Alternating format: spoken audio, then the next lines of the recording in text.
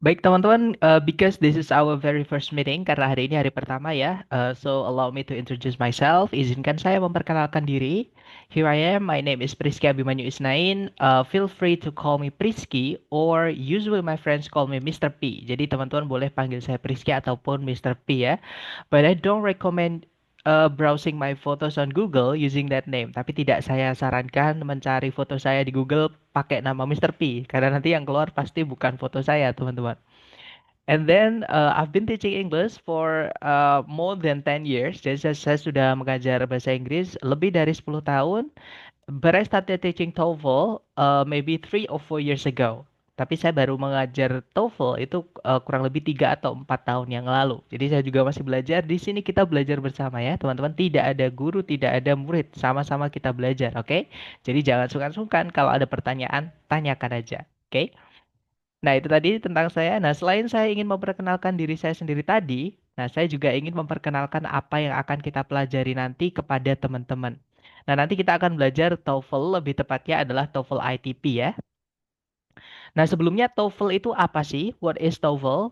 Jadi TOEFL itu adalah Test of English as a Foreign Language. Jadi kepanjangan dari TOEFL sendiri ini ya, teman-teman. Test of English as a Foreign Language. Atau kalau dalam bahasa Indonesia kita bilangnya tes bahasa Inggris sebagai bahasa asing. Nah, karena bahasa Inggris ini kalau di Indonesia termasuk salah satu bahasa asing ya. Jadi bahasa pertama itu adalah bahasa daerah kita masing-masing. I'm Japanese, so I speak Japanese gitu ya. Karena saya orang Jawa, jadi saya ngomong bahasa Jawa itu bahasa pertama. Kemudian bahasa kedua itu adalah bahasa nasional kita, bahasa yang mempersatukan kita walaupun kita beda daerah ya, teman-teman. Mungkin teman-teman ada yang dari Sumatera, mungkin ada yang dari Sulawesi, Kalimantan dan lain-lain. Yang intinya tidak berbicara bahasa Jawa tapi tetap bisa memahami bahasa saya karena saya menggunakan bahasa Indonesia. Nah, itulah yang disebut dengan bahasa kedua atau second language, teman-teman. Nah, selain mother tongue atau bahasa pertama, bahasa daerah tadi ya, dan juga bahasa nasional atau bahasa Indonesia tadi, itu semuanya dianggap sebagai bahasa asing. Nah, makanya bahasa Inggris ini termasuk salah satu bahasa asing di Indonesia. Dan tes bahasa Inggris itu sebenarnya banyak sekali ya, teman-teman. TOEFL ini hanyalah salah satunya saja. Nah, tapi TOEFL ini salah satu yang diakui internasional. Selain IELTS ada TOEFL seperti itu. Dan yang membuat TOEFL sendiri ini bukan orang Indonesia ya, teman-teman. TOEFL itu pembuatnya, lembaganya namanya adalah ETS atau Educational Testing Service yang ada di New Jersey, Amerika Serikat. Nah, mereka apa TOEFL ini atau mereka ITS ini sudah ada sejak 1964 ya, teman-teman, hingga sekarang. Seperti itu. Dan jenisnya TOEFL sendiri sebenarnya ada banyak, tapi yang umum kita pakai orang Indonesia itu ada dua ya, tergantung kegunaannya. Jadi yang pertama ada TOEFL ITP atau Institutional Testing Program, di mana di sini nanti teman-teman hanya diuji atau diukur kemampuan memahami bahasa Inggrisnya. Jadi memahami saja, tidak menggunakan. Ya beda, memahami itu teman-teman hanya mendengarkan atau melihat. Oke, tidak mempraktekkan, tidak ngomong ataupun tidak nulis dalam bahasa Inggris. Seperti itu. Nah, itu TOEFL ITP, teman-teman. Dan skor range-nya atau rentang nilainya itu mulai dari 310. Jadi sebenarnya kalau teman-teman nggak hadir ketika sudah daftar tes, itu sebenarnya teman-teman dapat nilai ya, 310 nilainya. Atau katakanlah seumpama, tapi tidak mungkin ya teman-teman. Seumpama salah semua, itu nilainya 310. Dan seandainya teman-teman misalkan benar semua, itu nilainya adalah 677. Nah, memang nanggung ya teman-teman, kenapa nggak 680 sekalian atau nggak 700 sekalian? Karena memang ini akumulasi, jadi dari tiga bagian. Nanti akan saya jelaskan teman-teman. Nah, untuk ITP sendiri, eh, ini dipakai biasanya untuk beasiswa dalam negeri, persyaratan beasiswa dalam negeri. Atau kalau nggak gitu untuk syarat-syarat kelulusan, kalau nggak gitu syarat masuk kampus gitu ya dalam negeri. Nah, karena kampus-kampus sekarang di Indonesia entah itu swasta ataupun negeri mereka mengejar akreditasi. Yang saya tahu ya, correct me if I'm wrong, teman-teman. Karena dengan akreditasi yang baik, mereka akan lebih mudah untuk menyodorkan proposal atau mendapatkan dana dari pemerintah seperti itu. Kemudian yang kedua ada IBT atau Internet Based Test. Nah, kalau IBT ini lebih mirip dengan IELTS, teman-teman. Karena yang diujikan itu bukan hanya comprehension atau bukan hanya pemahaman teman-teman terhadap bahasa Inggris, tapi juga kemampuan teman-teman menggunakan. Ya, jadi teman-teman di IBT ini juga disuruh ngomong dalam bahasa Inggris, juga disuruh nulis dalam bahasa Inggris. Kemudian rentang nilainya nanti mulai dari nol. Jadi kalau teman-teman benar-benar tidak datang itu benar-benar nol, teman-teman. Kemudian kalau misalkan teman-teman perfect, jadi native like, jadi ketika teman-teman berbicara itu tingkat penggunaan pemilihan kosakata dan juga pronunciation-nya dan lain-lainnya itu mirip sekali dengan orang sana asli, seperti itu nilainya 120. Nah, yang kita akan pelajari nanti adalah TOEFL ITP ya, yang merah teman-teman. Nah, untuk IBT sendiri itu biasanya dipakai untuk ke negara-negara Eropa atau Amerika atau Australia biasanya ya. Nah, tapi saya sarankan daripada teman-teman ngambil IBT, disarankan sekalian ngajak ngambil IELTS, teman-teman. Karena lebih diakui, lebih dianggap gitu dibandingkan TOEFL IBT ini. Dan saya juga ada pengalaman tidak enak ya dengan TOEFL IBT ini. Jadi tidak disarankan daftar IBT. Jadi lebih mending ambil yang IELTS kalau teman-teman butuhnya ke luar negeri seperti itu. Nah, kemudian di TOEFL ITP yang akan kita pelajari nanti ya, itu nanti tesnya ada 3 bagian. Nah, bagian pertama adalah bagian listening. Ya, di bagian listening nanti teman-teman akan mendengarkan percakapan dalam bahasa Inggris ataupun pembicaraan dalam bahasa Inggris, kemudian menjawab soal-soal berdasarkan percakapan tersebut atau informasi yang ada di yang teman-teman dengar tadi seperti itu. Dan di listening ini waktunya hanya 12 detik per soal ya, teman-teman. Dan total soalnya ada 50 pertanyaan yang dibagi menjadi 3 bab atau 3 bagian. Nah, kemudian selanjutnya setelah listening selesai, teman-teman akan lanjut ke bagian structure atau grammar gitu ya. Waktu maksimalnya adalah 25 menit. Jumlah soalnya itu adalah 40 pertanyaan. Nah, yang dibagi menjadi 2 bagian, yaitu bagian pertama nomor 1 sampai 15, bagian kedua nomor 16 sampai 40. Nah, kemudian setelah structure selesai, teman-teman lanjut ke bagian reading. Nah, di reading ini teman-teman menjawab soal-soal yang menanyakan informasi berdasarkan teks atau bacaan gitu ya. Eh, Waktunya nanti 55 menit, total soalnya ada 50 pertanyaan. Nah, jadi di TOEFL ITP itu total soalnya ada 140, teman-teman. Oke, walaupun hanya memahami saja, kalau teman-teman apa namanya sedikit pengetahuan tentang strategi mengerjakan cepatnya atau cara tepat dan cepatnya ya, itu nanti akan sangat stressful, teman-teman, akan sangat melelahkan atau teman-teman kadang ketika sudah lelah capek gitu atau kalau itu sudah waktunya mau habis teman-teman ternyata masih ngerjakan beberapa nomor. Nah, seperti itu umum sekali di TOEFL ATP kalau teman-teman belum tahu strateginya seperti itu. Nah, kemudian untuk belajarnya nanti kita akan bahas 1 minggu itu 5 kali ya, teman-teman. Kita hari Senin sampai hari Jumat saja. Jadi hari Sabtu sampai hari Minggu kita libur. Dan kita nanti ada 1 bulan ya, artinya 4 minggu. Jadi 5 kali 4 ada 20 sesi. Dan di sesi 20 itu pun nanti diminta oleh lembaga sebagai ujian simulasi atau teman-teman akan dapat bonus ujian dari lembaga seperti itu. Nah, jadi untuk hari pertama sampai hari ke-10 nanti kita akan lebih fokus ke bagian structure dulu, teman-teman. Ya, karena structure ini eh, lebih fix gitu ya. Sedangkan untuk listening sama reading ini masalahnya adalah di vocab. Nah, jadi kita akan memperkaya vocab kita melalui latihan structure seperti itu. Nah, nanti ketika listening sama reading kita hanya akan fokus ke teknis atau cara mengerjakan cepat seperti itu. Nah, jadi di structure ini kita akan mulai dari bab yang paling mudah, teman-teman, yaitu subjek predikat ya. Nah, tapi walaupun subjek predikat ini paling mudah, ini paling penting untuk teman-teman kuasai. Nah, untungnya paling mudah gitu ya, teman-teman. Semakin ke belakang, ini bagian kalimat yang tidak penting. Jadi kita pelajari kalau semakin ke bawah ini semakin bagian kalimat yang tidak penting. Ya, atau kapan atau ada kondisi atau syarat kapan kita menggunakan eh, jenis-jenis bagian kalimat tersebut.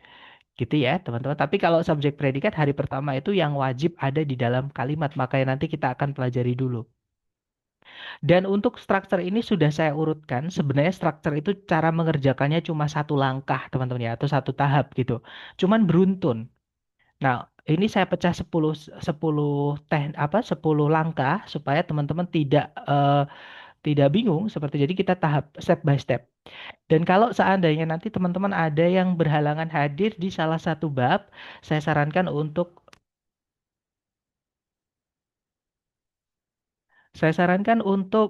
mengikuti rekamannya dulu ya. Karena nanti kalau tiba-tiba ikut ke bab berikutnya lagi, itu pasti saya jamin teman-teman bingung. Oke, jadi ini sudah saya urutkan teman-teman. Oke, kalau tiba-tiba datang ke tengah-tengah atau tiba-tiba loncat, pasti saya jamin bingung karena ada bab yang harusnya dipelajari dulu tapi tidak dipelajari seperti itu. Gitu ya.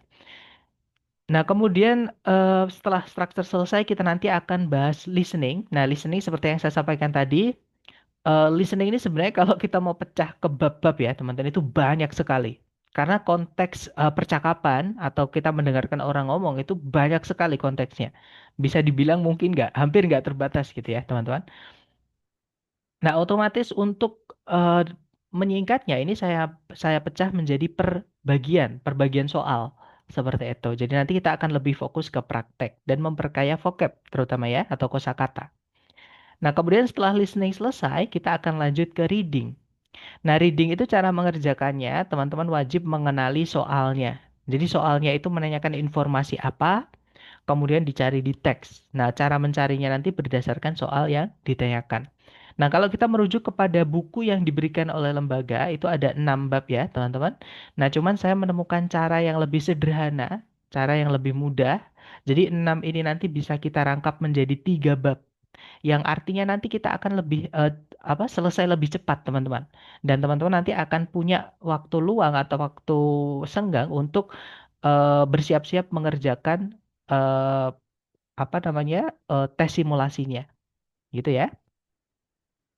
Nah, kemudian mekanik di kelasnya atau aturan kita nanti yang pertama adalah daftar kehadiran atau absensi. Jadi absensi ini nanti hanya dilakukan di hari pertama saja, teman-teman. Nah, sebenarnya absensi itu tidak wajib. Maksud saya tidak diwajibkan oleh lembaga ya. Jadi ini bisa dibilang inisiatif saya sendiri. Jadi saya ingin mengecek apa namanya semangat teman-teman belajar seperti itu. Dan ketika nanti teman-teman ada full attendance atau perfect attendance gitu ya. Jadi setiap sore atau setiap malam saja, setiap hari intinya ya, setiap bab teman-teman hadir atau kalau teman-teman bisa hadir di keduanya malah lebih bagus ya, sore dan malam. Jadi walaupun kita membahas bab yang sama, tapi latihan-latihan soalnya berbeda, teman-teman. Jadi kalau teman-teman bisa hadir di keduanya akan mendapatkan latihan soal live yang berbeda seperti itu. Gitu ya. Dan kalau selalu hadir nanti di akhir akan saya berikan reward atau hadiah lah, bisa dibilang seperti itu. Nah, hadiahnya apa? Hadiahnya nanti teman-teman akan saya berikan pembahasan tes dari lembaga. Tapi sekali lagi itu hanya diberikan gratis buat teman-teman yang selalu hadir. Selalu hadir entah di sesi sore saja atau di sesi malam saja, atau pokoknya setiap bab hadir sekali lah minimal, seperti itu. Nah, kemudian kalau teman-teman ada pertanyaan, bisa menggunakan fitur raise hand-nya Zoom ya, teman-teman. Jadi ketika saya menjelaskan, teman-teman tiba-tiba ada pertanyaan, jangan menunggu saya berhenti berbicara, takutnya teman-teman lupa. Mau tanya apa tadi ya gitu takutnya. Jadi nggak apa-apa gunakan fitur raise hand nanti saya akan hentikan pembahasan saya atau pembicaraan saya untuk memberikan kesempatan untuk bertanya, teman-teman ya. Dan seumpama pertanyaan teman-teman masih nyambung dengan materi kita hari tersebut, pasti langsung saya jawab. Maksud saya akan saya berikan jawabannya.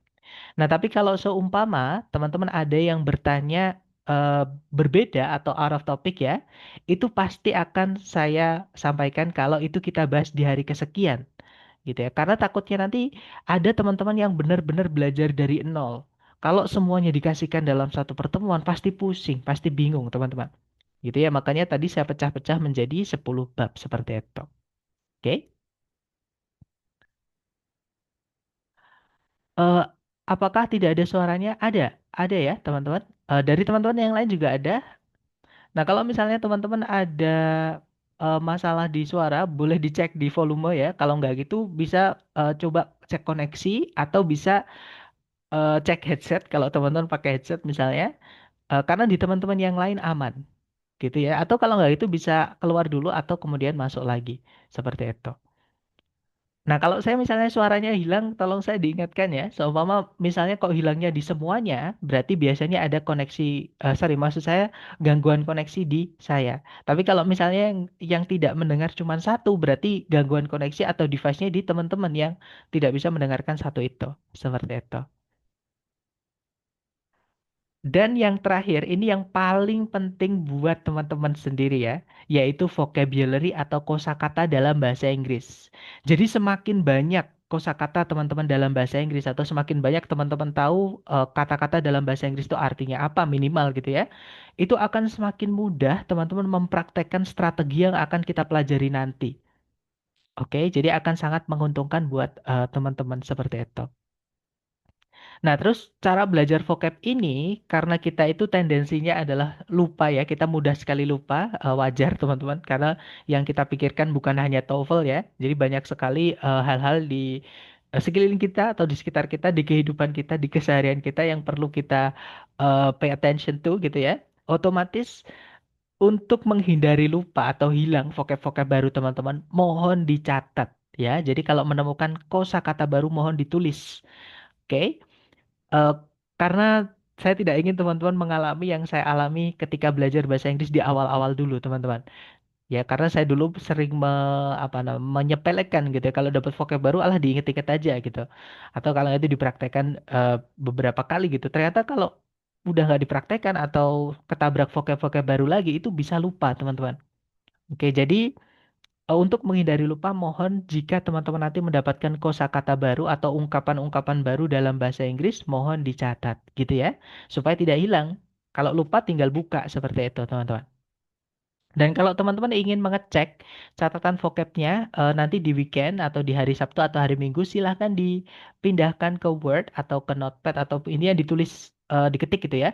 Kemudian dikirimkan ke saya lewat Japri, nanti saya akan bantu cekkan. Oke, kalau misalkan ada yang salah atau ada yang misleading dan lain-lain nanti akan saya sampaikan. Tapi kalau misalkan semuanya benar ya pasti saya bilang all right seperti itu atau there's no problem misalkan seperti itu. Gitu ya, teman-teman. Kemudian yang terakhir adalah monitor belajar. Jadi selain kita belajar di kelas seperti ini, nanti teman-teman akan saya fasilitasi latihan tambahan dan itu latihannya itu tidak wajib ya, teman-teman. Bukan PR, tapi untuk bonus aja. Bonus buat teman-teman, siapa tahu teman-teman ada waktu luang dan ingin mempraktekkan yang kita pelajari di kelas lewat soal apa namanya? Lewat latihan-latihan soal gitu ya. Dan itu nanti ada pembahasannya karena itu saya ambilkan dari eh, periode-periode sebelumnya, teman-teman. Gitu ya, teman-teman. Dan ketika teman-teman nanti menemukan kesulitan atau kebingungan, nanti silahkan japri nomor saya. Nomor saya di layar ini ya, 0821 4241 4414.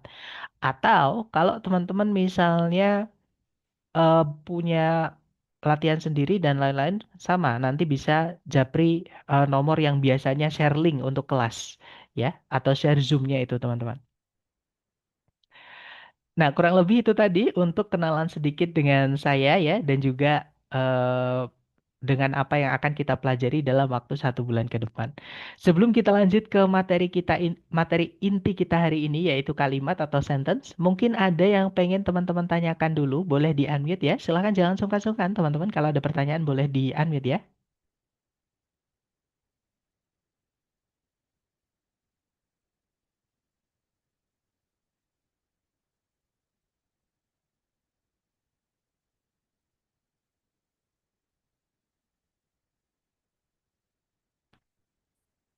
Oke, sepertinya nggak ada pertanyaan. Baik deh, kalau gitu mari kita lanjut ke materi inti kita hari ini ya maksud saya yaitu sentence atau kalimat. Nah, sebelumnya mungkin saya ingin menjelaskan kenapa kok kita perlu mempelajari sentence atau kalimat ini, teman-teman ya.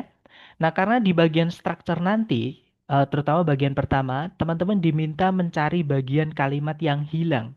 Jadi nanti ada kalimat utuh yang dihilangkan bagiannya oleh si pembuat soal, terus diganti menjadi titik-titik. Nah, untuk jawaban yang dihilangkan tadi, itu dimasukkan ke salah satu pilihan A, B, C, D. Nah, teman-teman disuruh mencari itu, bagian yang hilang itu.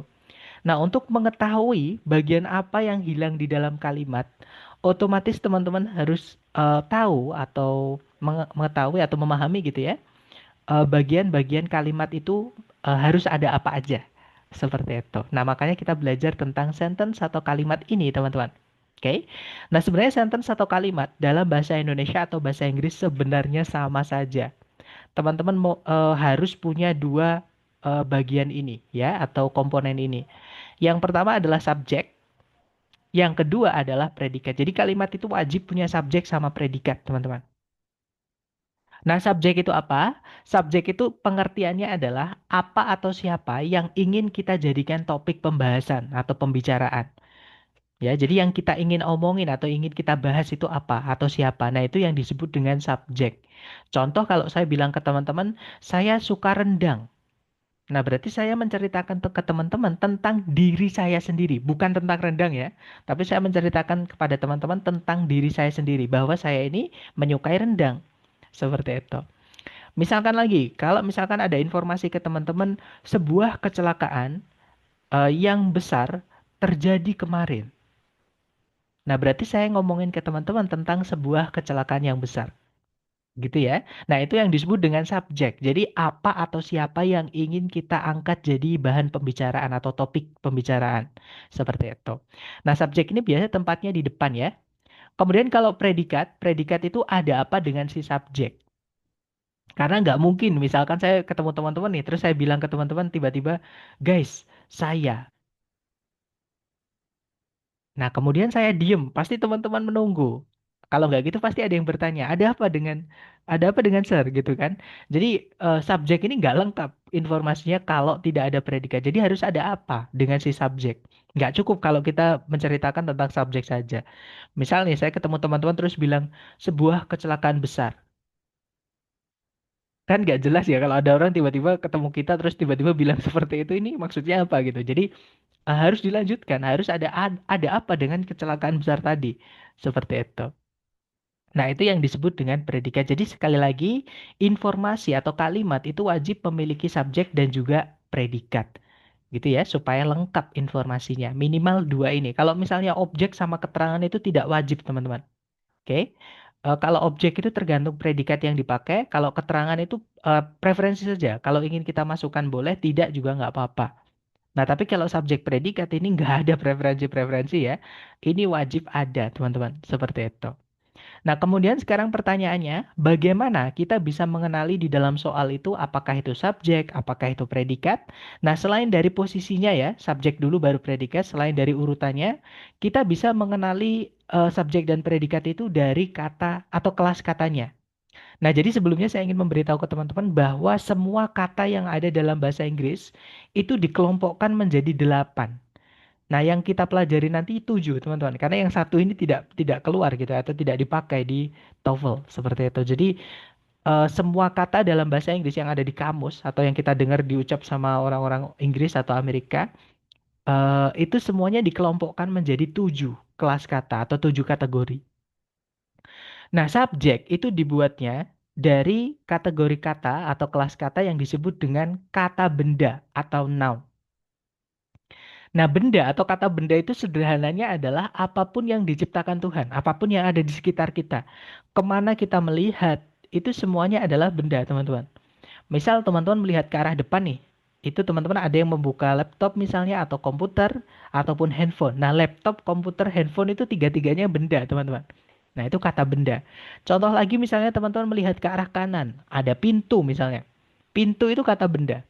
Melihat ke arah kiri ada tembok misalnya. Tembok itu kata benda. Nah, melihat ke sekitar itu kita melihat ada teman-teman. Nah, teman-teman itu juga kata benda. Orang itu juga benda, teman-teman. Ya, jadi sekali lagi apa atau siapa? Intinya semua yang diciptakan Tuhan itu adalah kata benda, teman-teman. Ya. Nah, contoh nih ada kata bird, burung. Ada water, air. Buildings. Nah, biasanya dalam bahasa Inggris itu ada kata benda yang mendapatkan imbuhan S, teman-teman, akhirannya. Ya, nah berarti kata benda itu banyak. Jadi kalau building itu bangunan, kalau buildings bangunan-bangunan. Jadi bukan building-building ya, tapi buildings itu bangunan-bangunan. Kemudian ada river artinya sungai, forest artinya hutan, atmosphere artinya atmosfer, classroom ruangan kelas, dan masih banyak lagi teman-teman. Nah, selain kata benda, subjek itu juga bisa dibuat oleh satu kelas kata lagi. Namanya adalah kata ganti, teman-teman. Atau istilahnya kalau di buku atau di kamus itu nyebutnya pronoun. Nah, kenapa dia disebut dengan kata ganti? Karena fungsinya di dalam kalimat dia menggantikan noun. Makanya ada kata noun di dalamnya. Pronoun. Ya, teman-teman. Jadi fungsinya pronoun itu menggantikan noun. Jadi kalau sudah ada pronoun jangan disebutkan noun lagi di letaknya itu ya, di subjek misalnya seperti itu.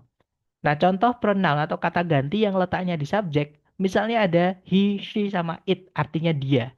Nah, jadi he, she sama it itu artinya sama-sama dia ya, teman-teman. Cuman mereka beda konteks, beda pemakaian. He itu dia ketika yang digantikan bendanya itu cowok. Misal kita punya temen namanya Putra, ya. Misalkan kita bilang Putra adalah teman baik saja. Saya, Putra is my best friend misalnya. Nah, kemudian kita mau bilang dia bekerja sebagai seorang pilot.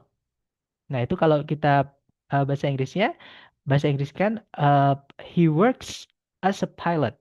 Jadi he pakainya ya, teman-teman. Artinya dia yang dimaksud cowok seperti itu. Nah, kalau cewek itu pakainya she. Misal kita punya teman namanya Putri. Misalnya Putri adalah teman baik saya. Putri is my best friend. Nah, terus kita mau bilang dia adalah perempuan yang cantik. Jadi sorry, she is maksud saya, she is beautiful. Ya, kita pakai she karena putri itu cewek. Gitu ya. Nah, ini salah satu ribetnya bahasa Inggris mau bilang dia dibagi-bagi ya. Tapi kalau dalam bahasa Indonesia kita bilang dia ya dia aja. Cewek, cowok juga pakainya dia gitu ya. Tapi kalau bahasa Inggris cowok itu he, cewek itu she. Nah, kalau kita nggak tahu cewek cowoknya, misalnya bolpen teman-teman. Ya, atau misalnya kucing kalau jalan ke arah kita itu kan kita nggak tahu dia nggak pakai lipstick, dia nggak pakai anting, nggak pakai rok. Nah, kucing ini cewek apa cowok? Nah, kalau kita nggak tahu eh, jenis kelaminnya atau memang benda itu nggak punya jenis kelamin ya, kita pakainya it kalau jumlahnya satu, teman-teman. Contohnya bolpen, contohnya kucing yang jalan ke arah kita tadi dan lain-lain gitu ya. Nah, tapi kalau bendanya banyak, entah itu manusia ataupun selain manusia, kita pakainya they, artinya mereka. Oke, jadi they itu mereka. Kemudian ada those artinya juga bisa diartikan mereka atau itu tapi banyak teman-teman ya. Ada ones sama kayak those juga bisa diartikan semua orang atau semua benda yang dimaksudkan tentunya ya. Dan juga ada other yang dikasih s di akhir, others. Nah, ini kata ganti teman-teman. Artinya yang lain-lain seperti itu. Nah, itu hanya beberapa contoh saja. Kata ganti banyak juga ya, teman-teman. Nah, tapi sekali lagi yang bisa jadi subjek itu dari dua kelas kata tadi ya, dari benda, kalau nggak gitu dari kata ganti seperti itu. Nah, kemudian kalau predikat itu dibuatnya dalam bahasa Inggris wajib dibuat dari kata kerja atau sebutannya verb.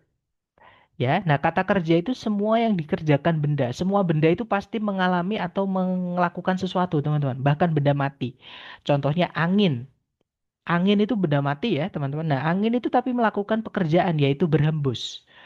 Nah, atau blow. Jadi wind blow seperti itu. Sepertinya ada yang ingin bertanya. Silahkan Miss Muadimato boleh di unmute. Silahkan Miss. Tadi kan di izin bertanya Kak, tadi kan dijelaskan Iya. untuk pronoun kata ganti itu they itu sama seperti itu, namun untuk jamak gitu ya atau plural. Nah, sama juga dengan halnya those. Terus keduanya, apakah ada perbedaan di antara kedua itu? Kalau ada pun, misalnya penggunaannya seperti apa gitu. Terima kasih. Oke, that's critical question. Itu pertanyaan yang sangat kritis, teman-teman. Bagus sekali pertanyaannya. Nah, jadi gini, sebenarnya they sama those itu ada perbedaan, teman-teman. Walaupun artinya sama-sama mereka, gitu ya, atau itulah, tapi untuk banyak gitu. Nah, perbedaannya adalah they itu kalau di soal structure TOEFL ya, teman-teman, they itu setelahnya tidak boleh dikasih off. Jadi they off nggak boleh, teman-teman. Sedangkan those secara umum atau umumnya keluar di soal structure TOEFL itu setelahnya harus ada off-nya, biasanya atau umumnya. Gitu ya, teman-teman. Atau kalau nggak gitu diikuti kata hubung. Nanti di hari kedua kita akan belajar kata hubung. Biasanya pakai who, biasanya pakai which, ya tergantung bendanya. Those ini maksudnya siapa gitu.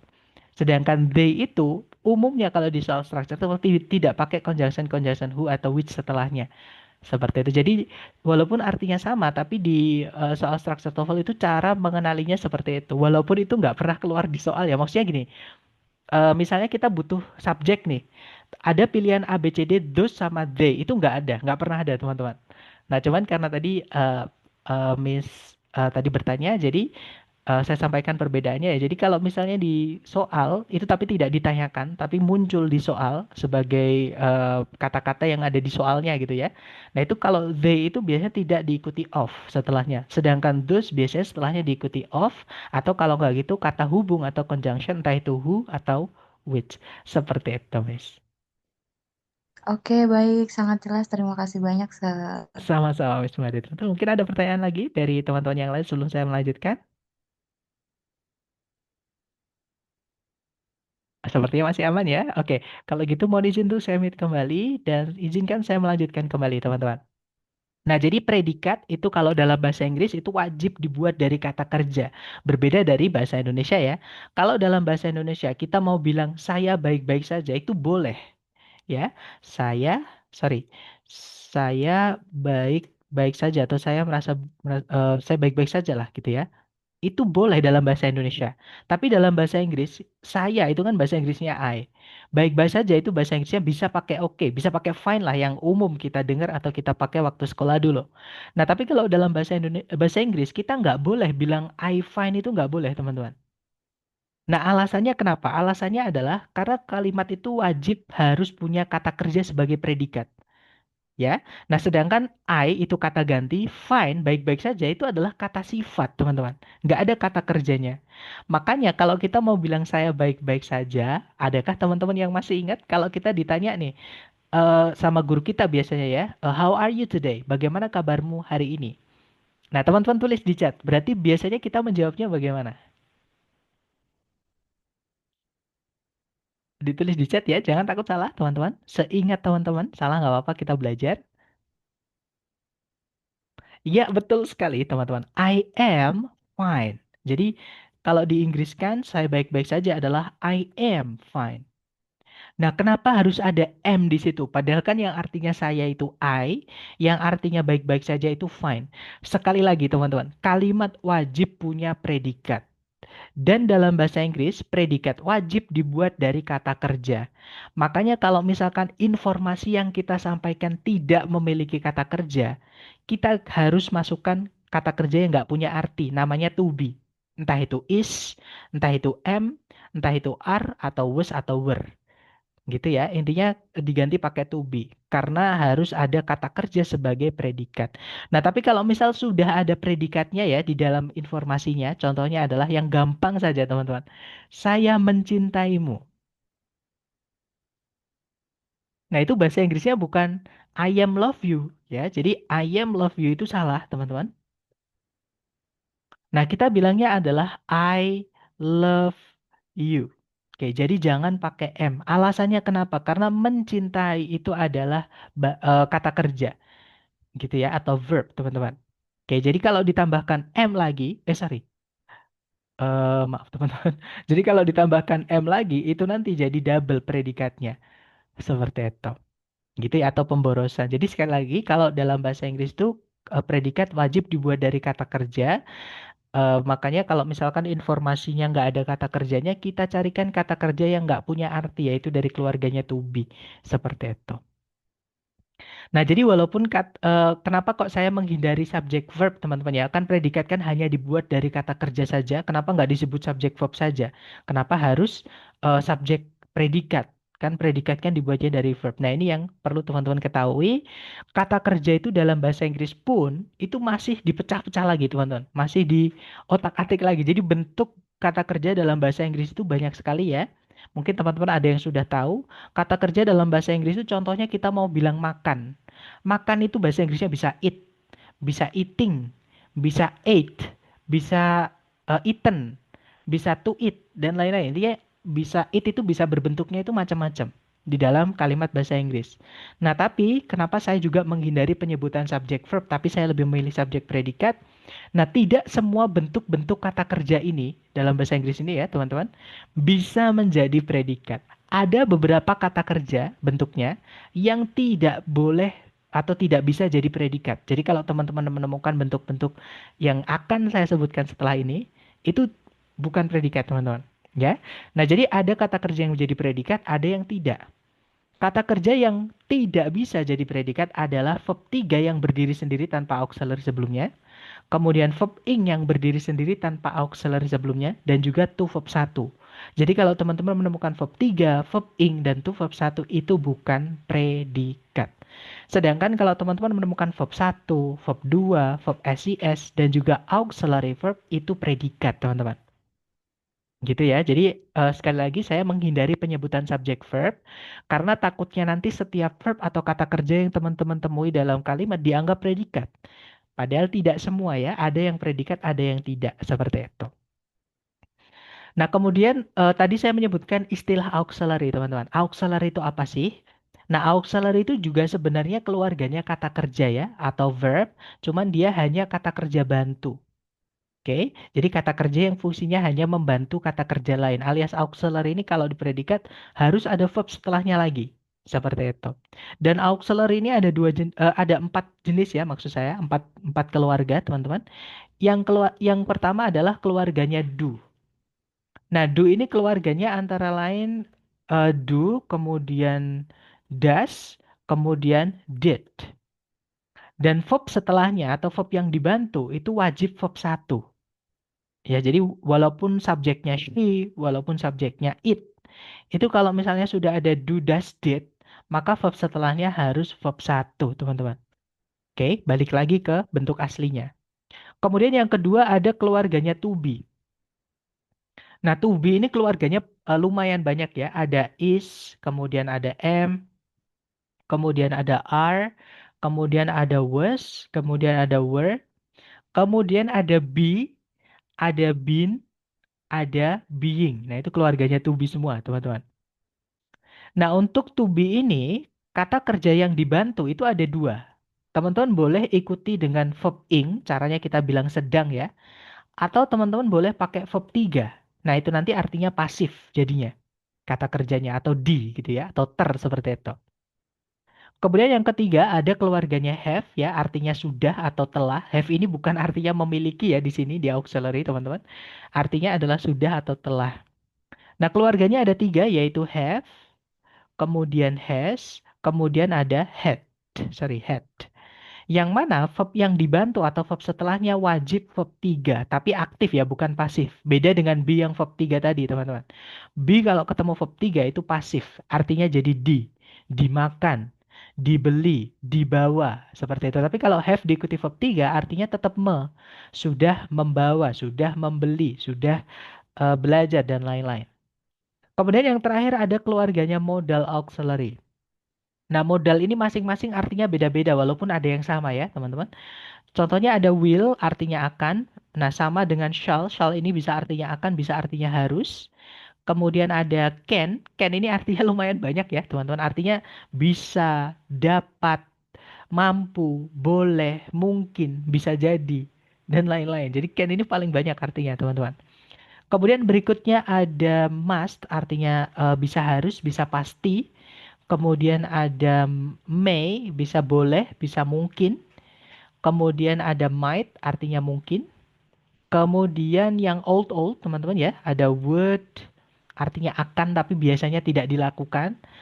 Kemudian ada should, artinya sebaiknya.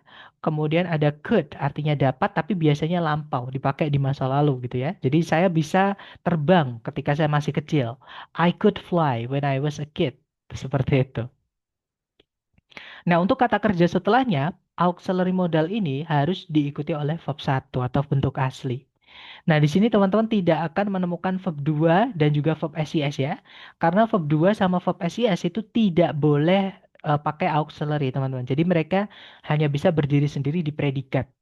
Nah, beda dengan verb satu itu boleh pakai auxiliary do ya dan juga modal verb satu. Kalau verb ing harus pakai be. Kalau verb 3 boleh pakai be, boleh pakai have tergantung konteksnya. Seperti itu. Nah, itu adalah keluarganya auxiliary. Nah, ini yang disebut dengan vocab, teman-teman. Vocab ini banyak sekali dalam bahasa Inggris ya. Nah, cara belajarnya bukan dihafalkan, tapi teman-teman catat aja di buku catatan teman-teman nanti sambil latihan, tinggal dibuka. Ya, itu nanti akan hafal dengan sendirinya, saya jamin. Lebih mudah daripada kalau kita harus paksa otak kita menghafalkan. Seperti itu. Nah, kurang lebih itu tadi materi untuk sentence atau kalimat ya. Sebelum kita ke contoh penerapannya, mungkin adakah yang ingin ditanyakan ke dari teman-teman? Boleh di-unmute ya. Silakan teman-teman kalau ada pertanyaan.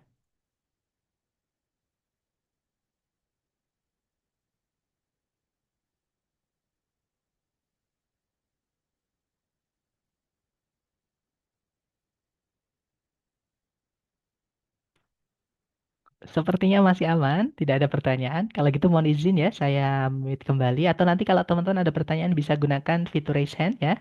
Nah, di sini saya punya tiga contoh soal, teman-teman ya. Contoh soal pertama kurang lebih seperti ini. Caranya seperti caranya yang pertama yang paling mudah adalah dicari kata kerja sebagai predikat, teman-teman. Ya, jadi yang paling gampang itu teman-teman cari predikatnya dulu. Kenapa? Karena predikat dibuat dari kata kerja saja, dari satu kelas kata. Oke, dan itu kata kerja. Sepanjang-panjangnya kata kerja itu nggak sepanjang subjek, teman-teman. Nah, itu alasan kenapa lebih gampang dicari predikat dulu. Nah, kalau kita tarik ke depan, maksud saya dari depan ke belakang, di situ ada auxiliary verb yaitu are noun, teman-teman. Ya, berarti ini predikat. Nah, titik-titik terletak di sebelumnya yang mana itu adalah tempatnya subjek atau harus ada subjeknya di kalimat. Gitu ya, yang mana subjek itu dibuatnya kalau nggak dari kata benda ya dari kata ganti atau pronoun. Seperti itu. Nah, berarti kira-kira nih teman-teman, jawabannya yang mana? A, B, C, D itu kira-kira yang mana yang kata benda atau kata ganti saja? Jangan takut salah, teman-teman coba dulu aja. Iya, betul sekali. Jawabannya adalah yang alpha. Ya, teman-teman, di situ ada kata benda strikes. Strikes ini walaupun kita nggak tahu artinya ya. Strikes ini adalah jenis burung ini, teman-teman. Mungkin kalau kita nyebutnya burung cendot atau burung condet, saya lupa. Saya dulu pernah ada yang ngasih tahu saya, cuman saya lupa, teman-teman. Nah, terus kita sekarang analisa kenapa Bravo, Charlie, Delta ini salah, teman-teman. Kita mulai dulu yang Bravo. Yang Bravo itu ada ungkapan that the. Kalau teman-teman menemukan ada ungkapan that the, 100% that-nya itu kelas katanya namanya adalah conjunction atau kata hubung, teman-teman. Nah, kenapa kalau dia kata hubung salah? Di dalam kalimat, kata hubung itu tidak boleh dipakai kalau subjek predikatnya cuma satu. Nah, itu kan subjeknya nanti cuma satu, yaitu the strikes. Predikatnya juga cuma satu, unknown. Nggak boleh kita memasukkan conjunction, teman-teman. Oke, jadi yang Bravo nggak bolehnya di situ. Atau salahnya di situ. Kemudian kalau yang Charlie di situ ada is. Is itu predikat ya, keluarganya to be tadi walaupun dia linking verb bukan auxiliary ya, teman-teman. Nah, otomatis nanti predikatnya double atau pemborosan. Jadi yang Charlie nggak bisa. Kalau yang delta, nah sama kayak yang Bravo tadi. Kalau teman-teman menemukan 5W1H atau kata tanya di soal structure TOEFL, anggap itu sebagai conjunction atau kata hubung, teman-teman. Dan sekali lagi, kata hubung tidak kita pakai atau tidak boleh dipakai kalau subjek dan predikatnya nanti cuma satu. Seperti itu. Jadi jawabannya yang alpha ya. Nanti kalau dibaca, strikes are known to impale their prey on thorns. Jadi burung cendot itu dikenal atau diketahui akan menancapkan buruan mereka pada duri-duri pohon. Seperti itu. Contoh kedua, teman-teman. Caranya sama ya, teman-teman cari dulu kata kerja sebagai predikat di soal. Nah, kalau ditarik dari depan ke belakang, cari kata kerja di situ belum ada ya. Berarti di titik-titik harus dicarikan predikat karena kalimat wajib punya predikat. Nah, selain predikat, kalimat juga harus memiliki subjek, teman-teman. Kita cek sebelumnya ternyata sudah ada kata benda magnetotactic bacteria. Kata benda intinya di bakterinya ini ya. Karena wujudnya itu bakterinya ini, teman-teman. Ya, jadi sudah punya subjek tapi belum punya predikat. Nah, jadi di sini kita hanya diminta mencarikan predikatnya saja. Nah, berarti kira-kira nih teman-teman, jawabannya yang mana? A, B, C, D yang predikat saja, kira-kira yang mana? Iya, betul sekali. Saya lihat teman-teman semuanya menjawab Charlie ya. Jawabannya adalah yang Charlie ya. Di situ ada auxiliary were. Verbnya adalah describe. Nah, di tengah-tengahnya ini cuma keterangan, teman-teman.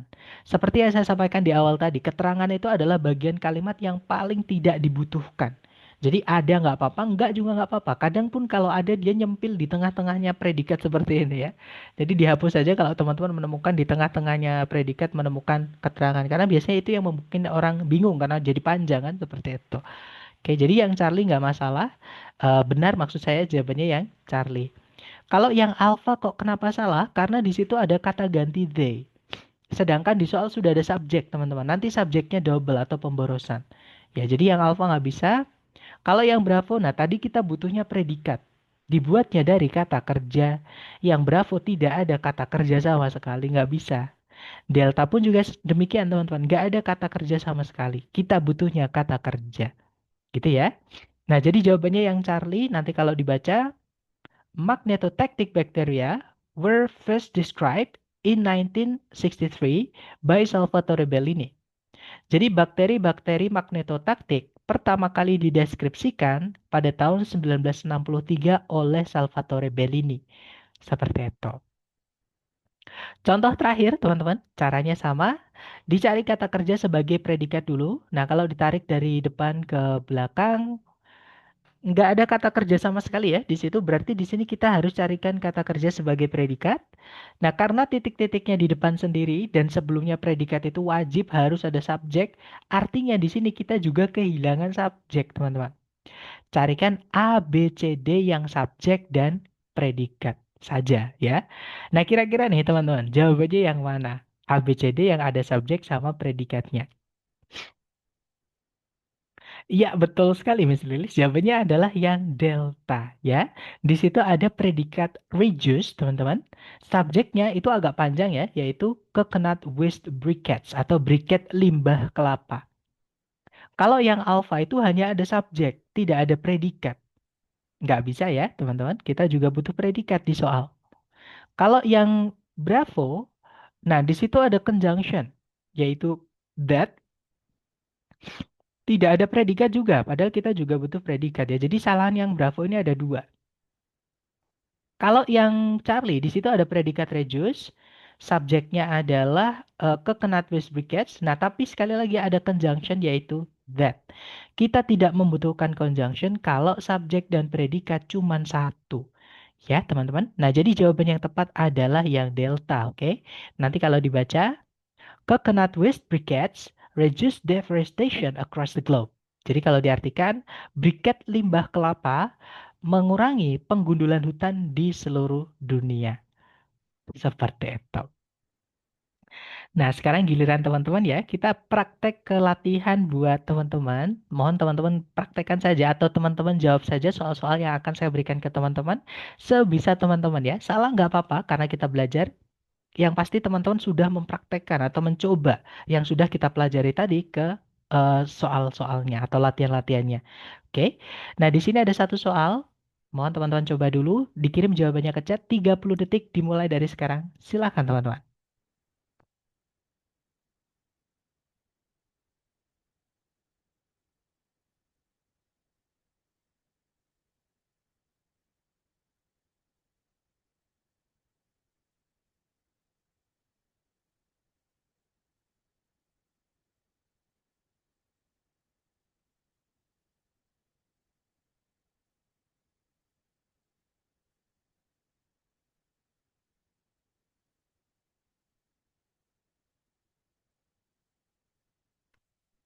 Oke, waktunya habis dan saya lihat teman-teman menjawab alfa, alfa, alfa, ada juga Bravo, ada juga Charlie, ada juga Delta.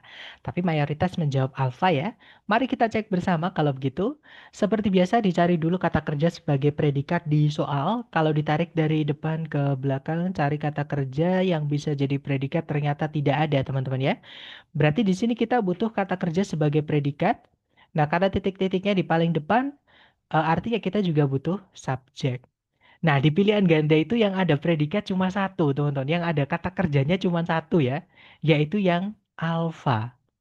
Nah, kalau yang Bravo, Charlie, sama Delta itu nggak ada kata kerjanya sama sekali. Jadi yang Bravo, Charlie, Delta tidak bisa karena kita di kalimat butuh predikat. Gitu ya, teman-teman. Jadi jawaban yang benar adalah yang alpha. Nanti kalau dibaca, there are two principal types of weathering, mechanical and chemical. Jadi kalau diartikan kurang lebih, ada dua jenis pelapukan cuaca yang jenis utama dari pelapukan cuaca. Maksud saya seperti itu ya, yaitu pelapukan mekanik dan pelapukan kimiawi. Seperti itu. Lanjut ke nomor berikutnya. Jangan takut salah, dicoba dulu. Waktunya 30 detik dimulai dari sekarang. Silakan teman-teman.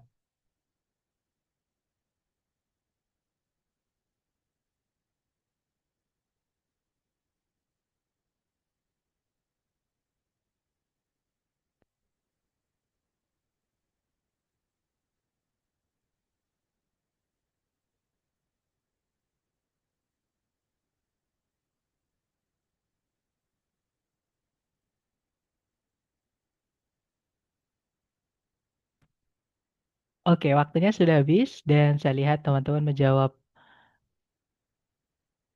izin pakai polling, Kak. Nah, ini yang saya nggak bisa, misalnya. Mohon maaf ya. Gimana cara? Atau nanti saya pelajari ya. Mohon maaf. Eh, mohon maaf saya nggak bisa ya. Apa gaptek teman-teman. I'm sorry. Ada jawaban alpha atau jawaban bravo? Mari kita cek bersama. Kalau ditarik dari depan ke belakang, cari predikat ya. Di situ ada became, teman-teman. Subjeknya, nah, subjek predikat itu nggak boleh dipisah satu koma ya, teman-teman. Kalau misal dipisah 2 koma, 3 koma, 4 koma, 100 koma boleh. Yang nggak boleh subjek predikat dipisah satu koma nggak bisa. Karena satu koma itu untuk memisahkan informasi penting dengan informasi yang tidak penting. Nah, subjek predikat itu dua informasi penting. Nggak boleh dipisah satu koma. Gitu ya. Nah, otomatis subjeknya letaknya bukan di sebelum koma, tapi di sini, di titik-titik ini. Artinya kita kehilangan subjek, teman-teman. Nah, di pilihan A, B, C, D yang subjek saja adalah yang alpha. Nah, Bravo kenapa salah? Bravo ada conjunction who. Padahal subjeknya, predikatnya cuma satu. Kalau yang Charlie juga sama, ada conjunction when. Padahal subjek predikat cuma satu. Kalau yang Delta sama juga, ada conjunction in which. Padahal subjek predikat cuma satu. Jadi jawabannya yang alpha ya, teman-teman. Nanti kalau dibaca, a member of the Republican Party since 1964, Ronald Reagan became President of the United States in 1981. Jadi, seorang anggota dari Partai Republikan sejak tahun 1964, namanya Ronald Reagan, itu menjadi presiden dari Amerika Serikat di tahun 1981. Seperti itu. Lanjut ke nomor berikutnya, silakan teman-teman coba dulu 30 detik dimulai dari sekarang. Silakan teman-teman.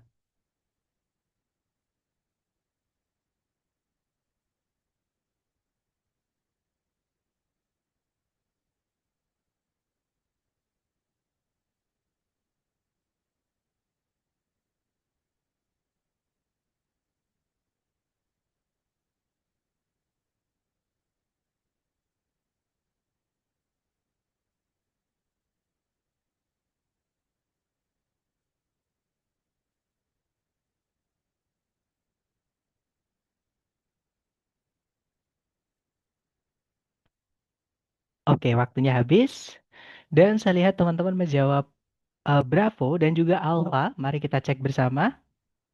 Cari kata kerja sebagai predikat. Kalau ditarik dari depan ke belakang. Nah, di sini ada to verb 1. To verb 1 itu walaupun dia kata kerja tapi bukan predikat ya. Jadi nggak bisa, teman-teman. Artinya di sini kita membutuhkan predikat, gitu ya.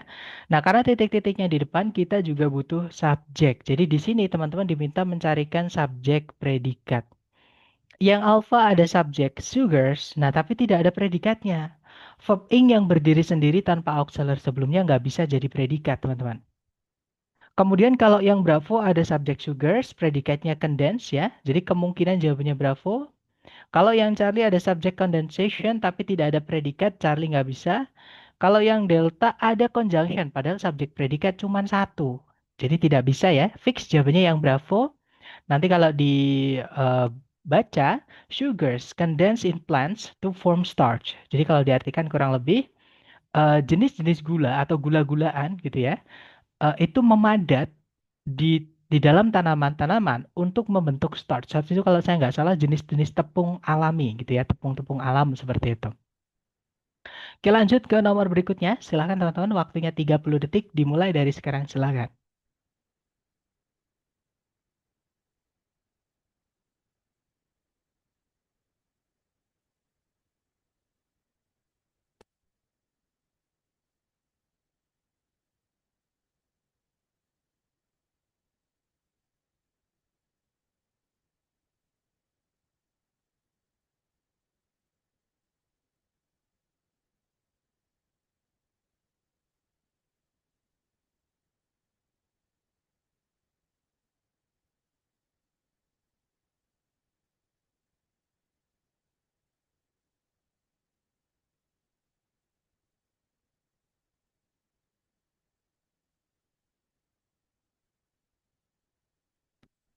Oke, waktunya habis. Dan saya lihat teman-teman menjawab layarnya lag ya, teman-teman. Oh, soalnya belum ganti. Sebentar.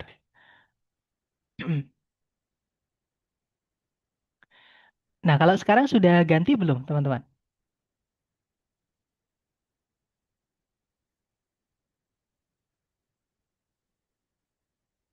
Oke, sepertinya teman-teman sudah. Oh ya, jadi jawabannya bravo, bravo. Baik, kalau gitu mari kita cek bersama. Caranya sama, teman-teman cari dulu kata kerja yang bisa jadi predikat. Kalau ditarik dari depan ke belakang, nah di situ belum ada kata kerja ya yang bisa jadi predikat. Berarti di sini kita harus carikan predikat. Subjeknya adalah bis ya, lebah, teman-teman. Berarti di sini kita hanya diminta mencarikan predikat saja yang alpha itu verb ing, nggak bisa jadi predikat kalau nggak pakai auxiliary ya. Nah, kemungkinan jawabannya Bravo. Kita cek dulu yang lain. Yang Charlie ada double subject, pemborosan nggak bisa. Kalau yang Delta tuh verb satu juga tidak bisa jadi predikat. Jadi jawabannya fix yang Bravo.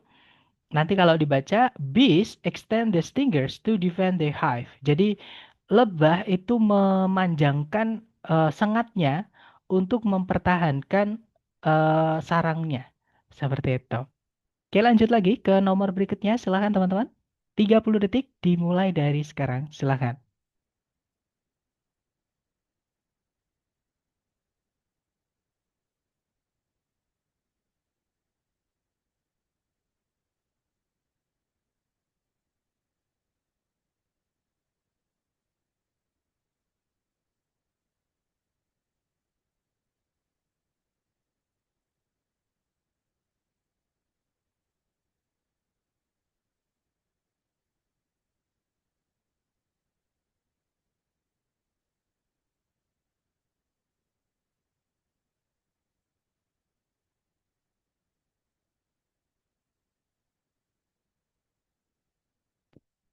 Oke, waktunya habis. Dan saya lihat teman-teman menjawab antara alfa atau bravo ya. Mari kita cek bersama. Di situ ada predikat optimizes. Subjeknya adalah, nah hati-hati teman-teman ya. Sales itu memang dia kata benda. Letaknya pun di sebelum predikat. Nah, tapi dia nggak bisa jadi subjek ya. Kenapa? Karena gini, dalam bahasa Inggris itu, kalau kita menyatakan fakta ya, itu nanti kan harus ada kata benda sama kata kerja sebagai subjek predikat kan, teman-teman? Nah, jadi penggunaannya seperti ini. Salah satunya itu harus dikasih S atau ditambahkan dengan S. Oke, kalau misalnya di subjeknya itu sudah pakai S, jadi subjeknya itu kata bendanya itu sudah pakai S alias jamak ya. Jadi kata bendanya itu sudah pakai S. Nah, maka kata kerjanya tidak boleh pakai S. Jadi verbnya itu harus verb biasa, verb satu. Tapi kalau misalnya kata bendanya itu tidak pakai S, maka yang harus ditambahkan S, teman-teman, itu adalah di kata kerjanya. Oke, nah contoh seperti ini. Misal nih, kita punya kata benda lebah tadi. Misalnya lebah itu kan bee ya. Nah, kata kerjanya lebah itu kan mendengung contohnya. Suaranya itu kan mendengung, teman-teman. Bahasa Inggrisnya adalah buzz. Nah, kalau kita mau bikin kalimat, seekor lebah itu mendengung. Bahasa Inggrisnya adalah a bee buzzes. Nah, seperti itu, teman. Ditambahkan es ya, karena B-nya nggak pakai S. Tapi kita juga bisa memukul rata atau apa ya, overgeneralize. Jadi semua lebah itu mendengung. Bahasa Inggrisnya adalah bees. Nah, itu bis S apa B-nya itu ditambah S karena dia jamak, teman-teman. Tapi karena B-nya sudah pakai S, maka busnya jangan. Jadi bus. Jadi salah satu saja. Oke, itu alasan kenapa sail atau layar ini tidak bisa jadi subjek. Karena predikatnya sudah pakai S, teman-teman. Udah pakai tambahan S. Gitu ya. Nah, artinya di sini kita juga kehilangan subjek. Oke, dan kalau kita lihat di pilihan A, B, C, D itu ada kata kerja adjust, artinya menyesuaikan atau mengatur seperti itu. Nah, di sini maka kata kerja itu kita carikan atau kita rubah menjadi kata benda. Nah, cara merubah kata kerja menjadi kata benda ini ada istilahnya ya, istilahnya gerund, teman-teman. Itu bentuknya adalah verb ing. Jadi kita ingkan kata kerjanya. Nah, itu alasan juga kenapa salah satu alasan kenapa verb ing itu tidak bisa jadi predikat ya, karena dia salah satu fungsinya di kalimat dia berubah menjadi kata benda. Namanya gerund ya, teman-teman. Kalau siapa tahu teman-teman penasaran dan ingin mencari di Google seperti itu. Nah, salah satu fungsi kata benda kan di subjek. Nah, jadi verb ing itu juga bisa diletakkan di subjek. Oke, itu kata benda, teman-teman. Wujudnya tapi kata kerja ing. Seperti itu. Nah, di pilihan A, B, C, D yang verb ing saja itu adalah yang bravo. Jadi jawabannya bravo, teman-teman. Kalau yang alpha, just itu verb satu. Dia predikat. Ya, predikatnya nanti double. Dan sekali lagi, predikat tidak boleh diletakkan di awal kalimat. Ya, di soal struktur TOEFL itu predikat tidak boleh diletakkan di awal kalimat, teman-teman. Karena nggak ada kata tanya ya, pasti semuanya titik. Seperti itu. Kalau yang Charlie itu ada conjunction ya, ada predikat lagi, kita butuhnya subjek, nggak bisa.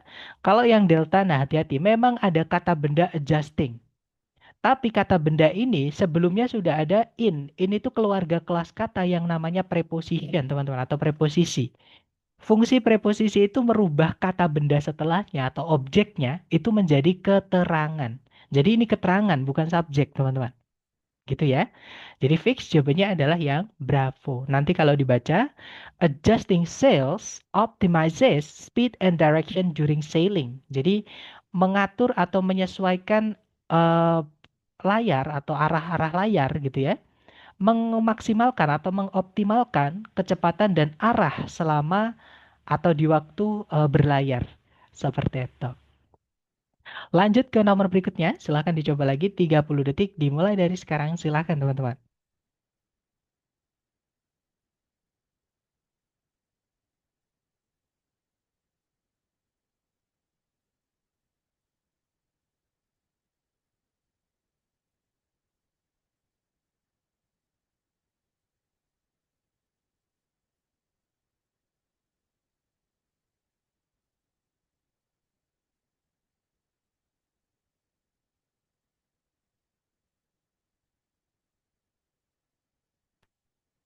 Oke, waktunya habis teman-teman ya. Dan saya lihat teman-teman menjawab alfa. Alfa sepertinya semua menjawab alfa. Kita cek bersama. Kalau ditarik dari depan ke belakang, nggak ada predikat sama sekali ya. Berarti di sini kita harus carikan predikat. Nah, subjek predikat nggak boleh dipisah satu koma. Artinya di sini kita juga kehilangan subjek. Yang alpha di situ ada subject pressure, predikatnya drops, kemungkinan jawabannya yang alpha. Kalau yang bravo ada subjek, tidak ada predikat, malah ketambahan conjunction ya, nggak bisa. Kalau yang Charlie ada conjunction, padahal subjek predikat cuma satu. Kalau yang delta ada subjek tapi tidak ada predikatnya, teman-teman. Jadi delta nggak bisa ya. Fix jawabannya yang alpha. Nanti kalau dibaca, during a hurricane, pressure drops sharply in the eye of the storm. Jadi selama badai, tekanan itu menurun dengan drastis di dalam pusat dari badai tersebut. Seperti itu. Atau pusarannya gitu ya. Oke, lanjut lagi ke nomor berikutnya. Silahkan teman-teman coba dulu 30 detik dimulai dari sekarang. Silahkan teman-teman.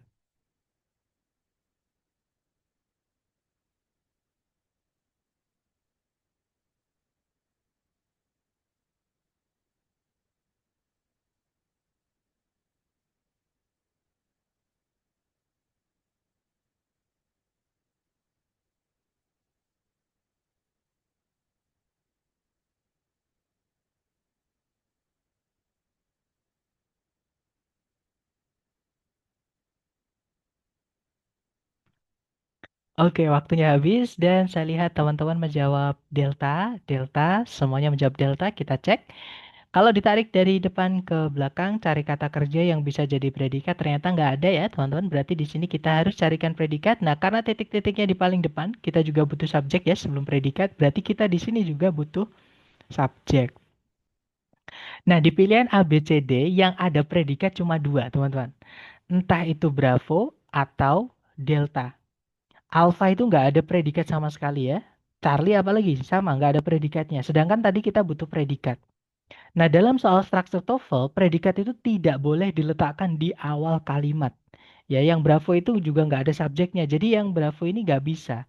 Oke, jadi jawabannya adalah yang Delta, teman-teman. Nanti kalau dibaca, There are about 900 species of birds in the United States. Jadi kalau diartikan, ada sekitar 900 spesies burung di Amerika Serikat. Oke, nice. Lanjut ke nomor berikutnya. Silakan teman-teman coba dulu ya. 30 detik dimulai dari sekarang. Silakan teman-teman.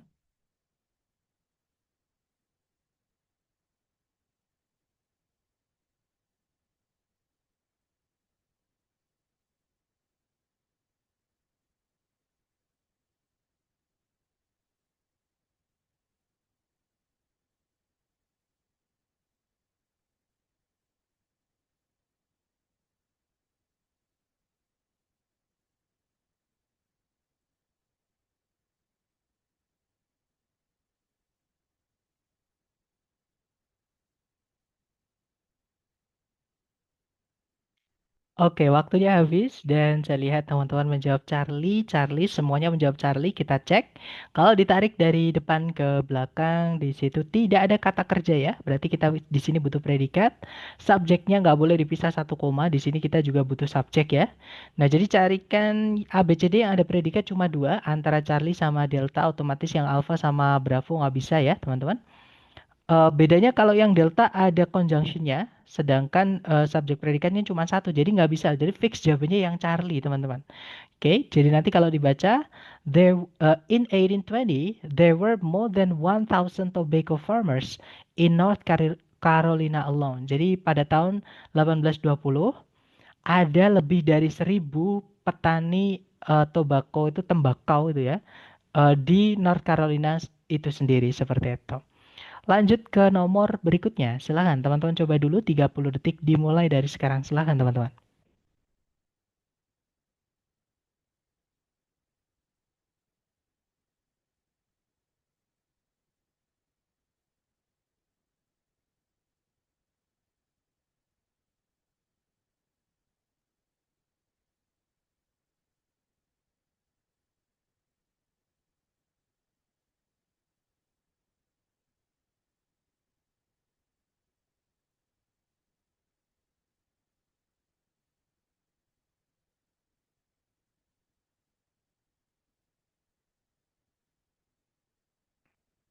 Oke, waktunya habis dan saya lihat teman-teman menjawab delta. Delta sepertinya semua menjawab delta ya. Kita cek.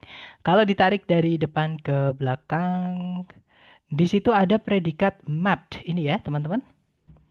Subjeknya yang belum ada, jadi di sini kita diminta mencarikan subjeknya saja. Oke. Yang alpha ada subjek tapi ada conjunction padahal subjek predikat cuma satu nggak bisa. Yang bravo sama ada conjunction padahal subjek predikat cuma satu. Sama yang Charlie ya ada conjunction padahal subjek predikat cuma satu. Nah betul jawabannya yang delta teman-teman. Nanti kalau dibaca sailors from Portugal mapped parts of South America as early as the early 16th century. Jadi para pelaut dari Portugal itu memetakan atau membuat peta dari sebagian Amerika Selatan di awal abad ke-16 seperti itu. Terakhir, nomor 10 ya. 30 detik dimulai dari sekarang. Silahkan teman-teman.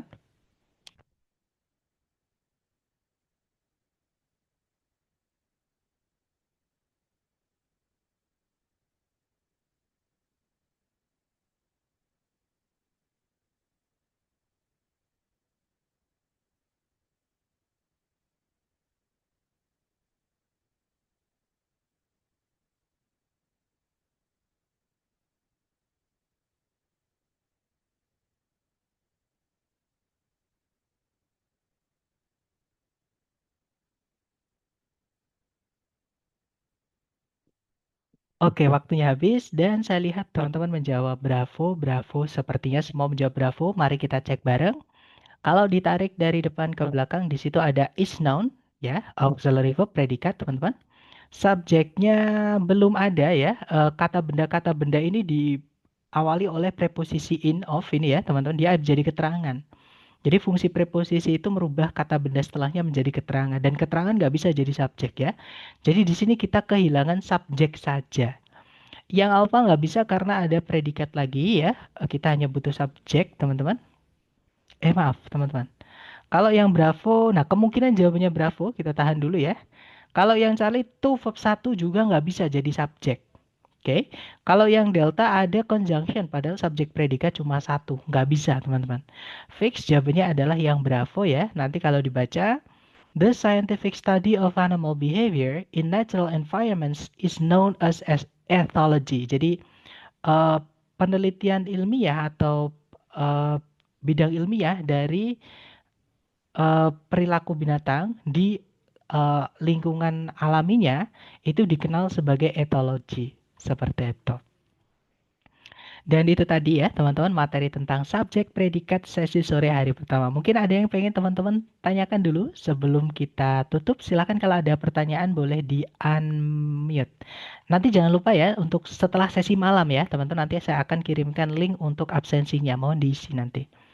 Nah, tapi gimana? Mungkin ada yang ditanyakan dulu. Silakan, teman-teman. Silakan, Mister Andi. Boleh di-unmute, Mister. Halo, selamat sore Kak. Oh, Terima Miss Andi, kasih atas silakan. Ya, Miss. kesempatannya. Ya, mau tanya aja Kak, untuk nanti tiap pembahasan itu apa ada tes lagi ya, kayak semacam post test begitu setelah masing-masing subbab begitu. Terima kasih. Baik, Miss Andi. Jadi kalau misalkan setelah bab atau setelah sesi kelas itu kalau ujian lagi nggak ada teman-teman ya. Tapi kalau latihan, nanti saya akan sediakan latihan tambahan yang bisa atau yang kalau teman-teman ada waktu luang itu bisa diisi gitu ya. Dan nanti ada pembahasannya juga. Jadi kalau teman-teman ingin cek apakah jawabannya benar atau salah sudah ada seperti itu. Tapi kalau misalkan tes lagi setiap bab nggak ada teman-teman ya. Jadi cuman latihan tambahan saja seperti itu. Gitu ya, Miss Andi ya. Mungkin ada pertanyaan lagi dari teman-teman, silakan.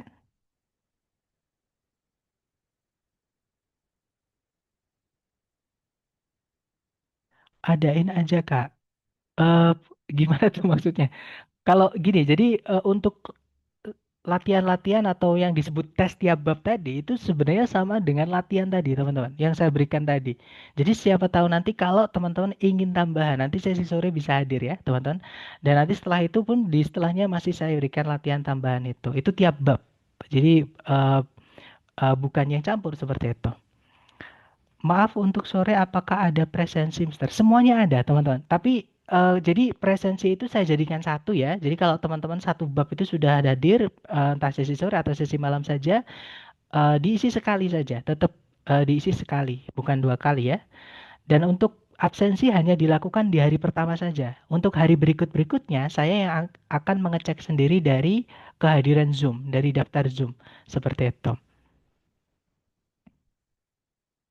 Latihan tambahannya diberikannya kapan ya, Kak? Nanti setelah sesi malam ya, teman-teman. Jadi setelah teman-teman yang sesi malam sudah mendapatkan materi juga seperti ini, nanti akan saya berikan seperti itu. Apakah PPT akan dikirimkan? Nah, karena PPT hanya instrumen mengajar ya, teman-teman. Jadi kalau teman-teman nanti ingin mempelajari kembali itu dari rekaman. Nanti akan saya berikan rekaman soalnya. Seperti itu. Sorry, maksud saya rekaman kelasnya. Kok rekaman soal, teman? Jadi rekaman kelasnya tadi akan saya kirimkan. Tapi kalau PPT karena ini instrumen mengajar tutor masing-masing, jadi tidak diberikan ke member seperti itu.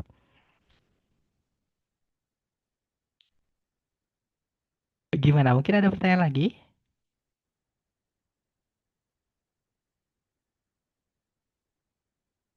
Sepertinya aman ya. Atau nanti ketika teman-teman ada pertanyaan ketika mereview videonya, silakan japri saja ya. Teman-teman jangan sungkan-sungkan, nanti saya bantu lewat japri. Terima kasih atas kehadiran teman-teman hari ini. Semoga yang kita pelajari bermanfaat. And I'll see you again next time. Telah saya say, Assalamualaikum warahmatullahi wabarakatuh. Have a good day guys.